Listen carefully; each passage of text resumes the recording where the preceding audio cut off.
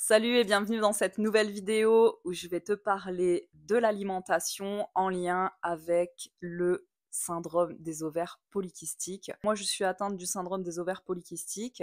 L'année dernière, j'avais travaillé sur mon alimentation et mon hygiène de vie et j'avais eu de très bons résultats au niveau de certains symptômes. Et du coup, j'avais envie de te partager un petit peu ce que j'ai fait l'année dernière. Pourquoi? Parce que, comme tu le sais, depuis le mois d'octobre, j'ai un petit peu perdu pied avec les choses qui se sont passées dans ma vie, alors que l'année dernière, au bout de 6 mois, j'avais eu des résultats vraiment étonnants au niveau de ma peau, au niveau des poils, au niveau du poids et de la perte de poids notamment. Et du coup, j'avais envie de me relancer. Donc, je suis hyper contente de faire cette vidéo aujourd'hui. Pourquoi? Parce que ça va me motiver à reprendre tout ça. Là, j'ai commencé depuis quelques jours. Et puis j'espère aussi que si toi aussi tu es atteinte du SOPK, ben, ça te permettra de te lancer également. Et si tu n'es pas atteinte du SOPK, tu peux quand même regarder cette vidéo. Il y a énormément de conseils qui sont valables pour une hygiène de vie et une alimentation saine, quoi qu'il arrive, et tu pourras sans doute en tirer des bénéfices. Avant qu'on commence de parler de quelques bases, je voulais te dire que le but de cette vidéo, c'est pas de te montrer qu'il faut être parfait. Pour réussir à avoir de bons résultats, honnêtement, il faut viser, comme d'habitude, le 80-20. Si tu arrives à manger correctement 80% du temps, honnêtement, c'est pas parce que de temps en temps tu te fais plaisir, de temps en temps tu sors, tu vas au restaurant et tu manges pas du tout selon les recommandations, je vais appeler ça comme ça, pour le SOPK, que ça va être dramatique. Honnêtement, moi, sur les 6 mois où j'ai travaillé mon alimentation, je suis sortie, j'ai mangé chez mes parents, j'ai fait plein de choses, j'ai pas arrêté ma vie sociale pour ça, et pourtant ça a fonctionné. Donc bien entendu, on n'est pas dans des règles de fonctionnement, on est vraiment dans des conseils et dans une amélioration. D'ailleurs, tu vas voir que la base, en fait, au final, c'est celle qui est recommandée pour une alimentation saine. Pour l'hygiène de vie, je ferai une autre vidéo, on en reparlera. Donc du coup, qu'est-ce qu'il y a au sein de ces bases? Ben déjà, il va y avoir la structure des repas. Donc la structure des repas, ben, ça va être très simple, ça va être 3 repas par jour, ou 2, si comme moi tu déjeunes pas, et laisser un temps de repos entre les deux. Donc pas de snack, là, toutes ces histoires de snack le matin à 10h, l'après-midi à 16h, etc. Euh, Quand tu es atteinte du SOPK, en fait, c'est mieux au contraire d'avoir un temps de repos entre les deux. Laisser par exemple entre 4 et 5 heures entre chaque repas, ça permet en fait au corps de vraiment stabiliser la glycémie, parce qu'en fait, dans plus de 70% des cas avec le SOPK, il va y avoir un problème au niveau de la glycémie, notamment une résistance à l'insuline. Et donc, en fait, il va falloir éviter les trop grosses variations au niveau du taux de sucre dans le sang. Donc, du coup, c'est intéressant de laisser le corps au repos entre 2 repas. Je voulais aussi dire qu'il faut, dans nos sociétés, un petit peu arrêter d'être stressé et arrêter d'avoir peur de la faim. C'est pas parce que tu commences à avoir faim à 17h que c'est grave en fait. Au contraire, comme je dis, il va y avoir plein de mécanismes dans le corps qui vont s'enclencher à ce moment-là pour nettoyer, etc., qui sont vraiment bénéfiques pour la santé. Donc au contraire, il faut arrêter d'avoir peur de ces moments où la faim se déclenche. Et j'ai envie de dire, c'est même pas de la faim en fait. Souvent, c'est juste une sensation de vide qui va signaler que ben là, en fait, c'est vide. Et donc, on va pouvoir commencer à nettoyer et à enclencher des mécanismes qui ne pourraient pas se faire si l'estomac était plein, l'intestin était plein, etc. Donc vraiment, n'aie pas peur de ces sensations-là, accepte-les et dis-toi qu'au contraire, elles sont bénéfiques, en tout cas dans le cadre du SOPK. Et ensuite, bien sûr, respecter l'équilibre alimentaire classique qui est recommandé, avec une base de fruits et légumes, des protéines, des graisses et des glucides. Donc en parlant des glucides, justement, c'est là où on va avoir le gros travail au niveau de l'alimentation SOPK. Parce que comme je te l'ai dit, en fait, dans la plupart des cas, il y a un problème qui est lié au taux de sucre dans le sang, à la production d'insuline qui est censée aider à réguler ce taux de sucre dans le sang.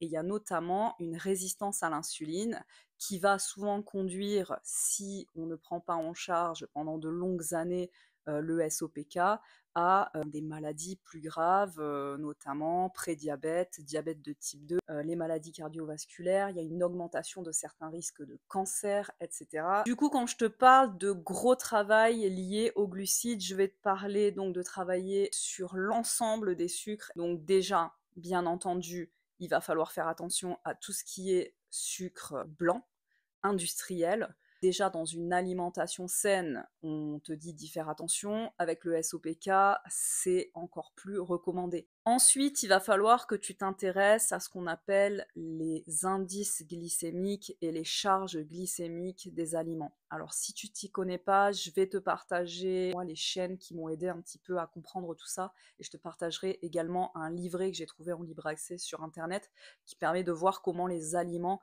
sont classés en fonction de la manière dont ils vont faire varier le taux de sucre dans le sang. Bien entendu, on va privilégier tout ce qui est indice glycémique très bas, en ajoutant du modéré et très rarement de l'élevé. Comme je t'ai dit, on vise le 80-20, on n'est pas là pour être parfait.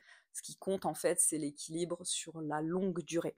Un autre conseil qui va être important dans la gestion du taux de sucre dans ton sang, ça va être l'ordre dans lequel tu vas consommer tes aliments. Le but, encore une fois, ça va être de réguler les variations du taux de sucre dans ton sang en essayant de ne pas avoir de pic de glycémie. Donc du coup, pour pouvoir réguler ça, il va y avoir des combinaisons d'aliments.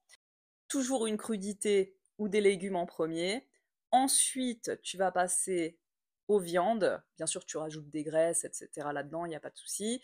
Et ensuite, en dernier, tu vas manger les féculents, donc les glucides. Pourquoi? Parce que les fibres, les graisses et les protéines vont diminuer l'impact des glucides sur le taux de sucre dans le sang. D'ailleurs, c'est hyper intéressant de rajouter ça. Du coup, ça va être assez déconseillé de manger du sucre ou un aliment sucré, seul, isolé d'autres aliments. Donc du coup, si tu veux manger du sucre ou quelque chose qui peut faire varier le taux de sucre dans ton sang, il va falloir toujours le manger en combinaison avec d'autres aliments ou alors préférer le manger à la fin. Donc voilà, toujours le sucre à la fin ou en combinaison avec d'autres aliments qui en réduisent l'impact. Autre chose qui peut avoir un impact sur le taux de sucre dans le sang, il faut toujours préférer les aliments entiers. On évite de réduire les choses en purée, on va éviter également de réduire les choses en poudre. Par exemple, si tu veux utiliser des flocons d'avoine, on voit souvent dans les recettes actuellement que les gens ils les réduisent en farine. Bah, honnêtement, vaut mieux les mettre en entier plutôt que de les réduire en farine. On va aussi éviter les jus, même si tu les presses toi-même, en fait, ça enlève les fibres et il vaut toujours mieux, par exemple, manger un fruit entier. Ensuite, au niveau de la cuisson, il y a aussi des choses intéressantes. Toujours préférer les cuissons al dente, les cuissons qui vont faire que les légumes restent croquants, etc. Pourquoi? Parce qu'en fait, ils ont du coup dans ce cas-là un impact sur la glycémie moins important. Pareil, si tu as fait cuire par exemple du riz ou des pâtes, tu peux faire baisser en fait son impact sur le taux de sucre dans le sang en le laissant refroidir. Donc ça aussi c'est assez intéressant si tu fais des salades de riz, etc. Tu peux laisser refroidir tes féculents et les intégrer à l'intérieur d'une salade. Je te fais un petit point bonus, tu peux aussi baisser ta glycémie après avoir mangé en allant marcher dans les 90 minutes qui suivent ton repas puisque l'activité physique, ça permet également de réguler le taux de sucre dans le sang. Donc moi, souvent, c'est là que je vais faire ma marche. Ça m'aère l'esprit et ça permet de réguler ma glycémie. Enfin, en dernier, donc, je te partage ma méthode, celle que j'avais mis en place l'année dernière et que du coup, je vais recommencer cette année, si ça peut t'inspirer et t'aider déjà pour démarrer. Donc moi, comme je t'ai dit, je suis un individu de flemme, j'aime que les choses soient extrêmement simples, donc ma méthode, en fait, elle est extrêmement simple. En gros, je la base sur une dizaine ou une quinzaine de plats. À ce qui paraît, je sais pas, tu me diras si t'es comme ça, mais à ce qui paraît que la plupart d'entre nous, quoi qu'il arrive, on tourne toujours autour d'une dizaine, quinzaine de plats qu'on refait sans cesse au cours du temps. Et de temps en temps, on va rajouter une recette, tester des choses, etc. Alors moi, je suis clairement comme ça, donc ça m'arrange. Donc je vais tourner autour d'une dizaine, quinzaine de plats que je vais préparer en grosse quantité. et un petit peu à la manière des meal prep là. Et du coup, ça va me permettre de pas avoir à réfléchir pendant assez longtemps, 3-4 jours parfois. Et alors oui, c'est vrai que si t'aimes pas manger la même chose tous les jours, ça va être un peu compliqué, mais moi en fait j'aime que ce soit simple, et surtout quand je dois prendre en charge des choses comme ça importantes. Donc du coup voilà, ma technique c'est ça. Je fais toujours un petit peu la même chose, sur la même base, et je fais en grosse quantité, comme ça pendant plusieurs jours, j'ai pas besoin d'y penser. Donc ça c'est la première chose. Ensuite, je t'ai dit, moi je fais pas de petit déjeuner. Pourquoi je fais pas de petit déjeuner? Parce que je me suis rendu compte, en écoutant mon corps au fur et à mesure, que souvent, quand je me réveille, j'ai pas faim. Depuis que je suis petite, je déjeune, mes parents, ils nous faisaient déjeuner le matin et cetera, donc j'avais cette habitude et j'ai continué ça à l'âge adulte, et en fait, je me suis rendu compte: «Mais, pourquoi est-ce que je mange, en fait?»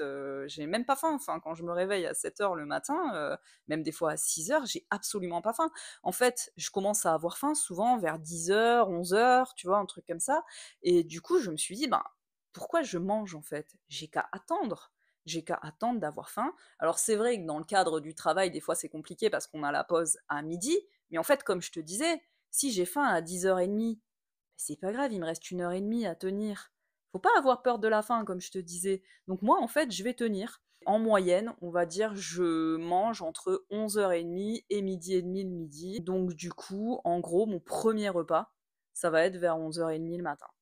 Pendant ce repas, très souvent, ce que je vais faire, c'est que je vais manger une crudité, et ma grande passion, c'est de faire des quiches ou des tartes salées.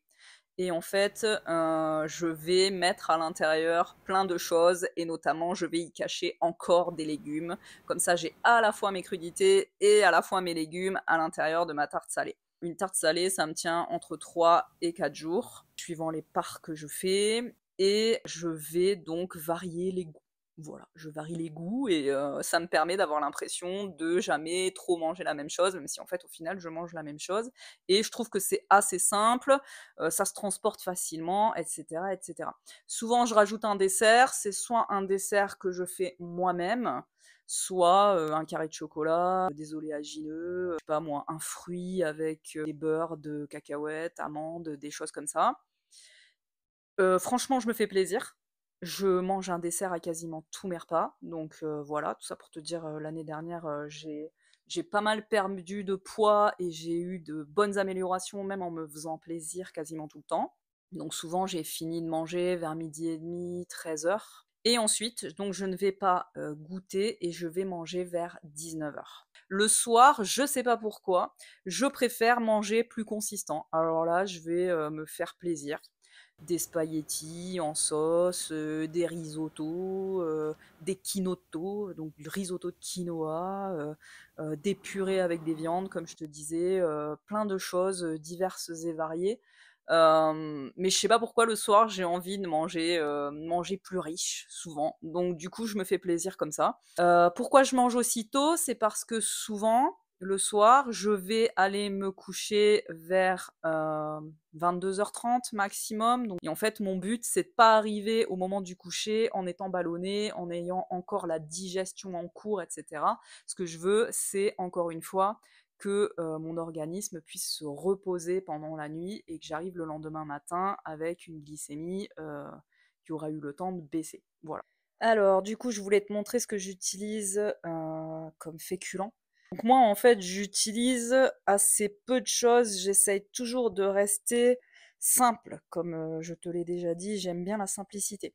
Donc moi, j'utilise du riz complet. Je sais pas si on y voit bien. Ensuite, j'utilise du quinoa. J'utilise des légumineuses, lentilles corail, pois cassés, des lentilles, des pois chiches, et j'ai oublié de te montrer également, j'utilise, on n'y voit rien, des spaghettis complets. Ensuite, j'utilise des vases à fibres pour faire des petites biscottes ou du pain, et du pain noir. Bon là malheureusement j'ai pas trouvé le pain de seigle, j'ai trouvé que celui-là, mais habituellement je prends vraiment du pain de seigle sans autres céréales. J'utilise des flocons d'avoine, comme je t'ai dit, j'évite de trop les réduire en farine. Et pour les farines, j'utilise farine de blé complet, donc T150, et de la farine de blé noir, donc du sarrasin. Et depuis quelque temps, je me suis fait un petit kiff là, farine de pois chiches, je fais des choses un peu sympathiques avec. Pour finir, dans les gâteaux, souvent j'utilise de la poudre d'amande. J'aime bien parce que c'est nourrissant, c'est plein de protéines et franchement ça donne un super bon goût. Ouais, t'as vu, j'ai même de la soupe de poisson cétoise, moi qui viens de Sète. Tu remarqueras que mes bocaux, c'est pas très instagrammable, mais bon, c'est pas grave, comme tu le sais, on est là pour montrer la vraie vie. Alors, pour tout ce qui est sucrant, je vais utiliser le sucre de fleur de coco, du sirop d'agave, du miel d'acacia. Attention, tous les miels n'ont pas le même indice glycémique. Et du sirop d'érable, bon là j'en ai pas. Et pour le chocolat, du chocolat noir à 70% pour la dégustation, pour le dessert. À partir de 70%, ça fait moins varier le taux de sucre dans le sang. Bien sûr, tout ce petit monde est à consommer avec modération, comme on dit.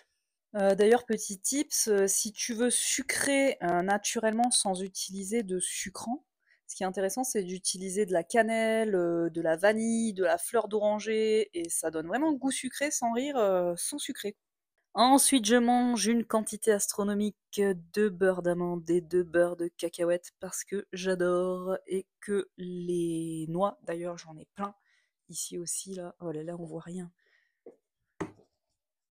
Ici, là, des noix, des amandes, des noix de cajou, etc. Très peu d'impact sur la glycémie, très bon pour la santé. Les crudités, j'aime bien aussi varier entre 2 et 3. Des endives, du concombre, de la salade la plupart du temps. Et moi, je consomme, t'as vu, il y a une tielle de 7. Oh là là, c'est la vidéo de 7. Je consomme des produits laitiers et j'adore le fromage, donc voilà. Ah, t'es vraiment dans la vraie vie, là, hein. Tu vois, le frigo, j'ai pas cherché à le mettre dans un état respectable. C'est la catastrophe.